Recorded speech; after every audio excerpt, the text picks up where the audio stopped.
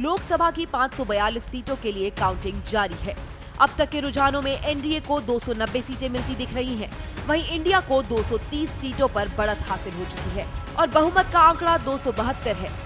BJP गठबंधन को majority मिलती दिख रही है, लेकिन इस बीच सवाल उठ रहा है कि क्या कांग्रेस के पास भी सरकार बनाने का मौका है?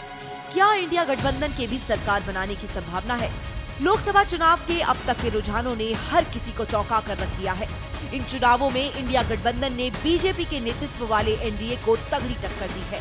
आलम यह है कि 2019 के लोकसभा चुनाव में 52 सीटों पर सिमटने वाली कांग्रेस इस बार 90 से ज्यादा सीटों पर आगे चल रही है।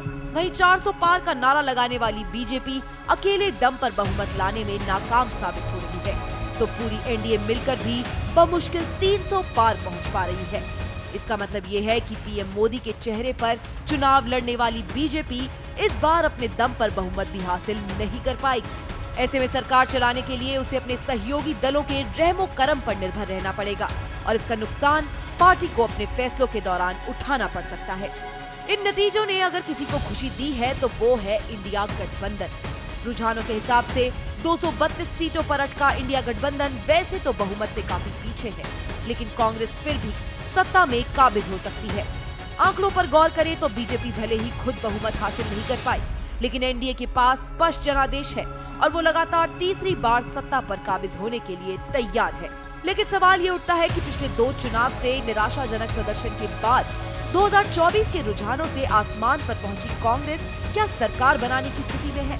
तो आपको बता दें कि अगर थोड़े से समीकरण इधर उधर यानी कि कांग्रेस के पक्ष में हो जाए तो कांग्रेस सत्ता का स्वाद चख सकती है। आइए समझते हैं। ये तो आप जानते हैं कि केंद्र में सरकार बनाने के लिए कांग्रेस को 272 सीटों की जरूरत होगी, जबकि रुझान के हिसाब से इंडिया गठबंधन 225 सीटों से आगे चल रही है। इसका मतलब ये है कि कांग्रेस को सरकार बनाने के लिए 47 सीटों की और जरूरत होगी। तो इन सीटों की कमी को पूरा करने के लिए सबसे पहले तो राहुल गांधी के नेतृत्व में कांग्रेस को दूसरे राजनीतिक दलों और निर्दलियों की ओर रुख करना होगा, जो करीब 20 सीटों पर आगे चल रहे हैं। इसके बाद कांग्रेस महाराष्ट्र में शिवसेना शिंदे गुट और एनसीपी अजीत पवार को मनाने में अगर कामयाब हो जाती है तो उसे 8 सीटें और मिल जाएंगी। इस तरह कांग्रेस को 28 सीटें मिल सकती हैं, लेकिन अब भी उसे बहुमत के लिए 19 सीटों की जरूरत होगी। तो अब कांग्रेस अगर बिहार में नीतीश कुमार को अपने पाले में ले आए तो उसे 15 सीटें और मिल सकती है।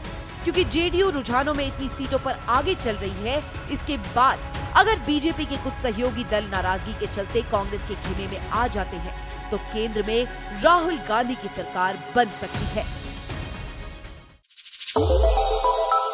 श्रेष्ठ भारत पर खबरों से जुड़े रहने के लिए चैनल को सब्सक्राइब और लाइक करें, बेल आइकन दबाएं और देखते रहें श्रेष्ठ भारत।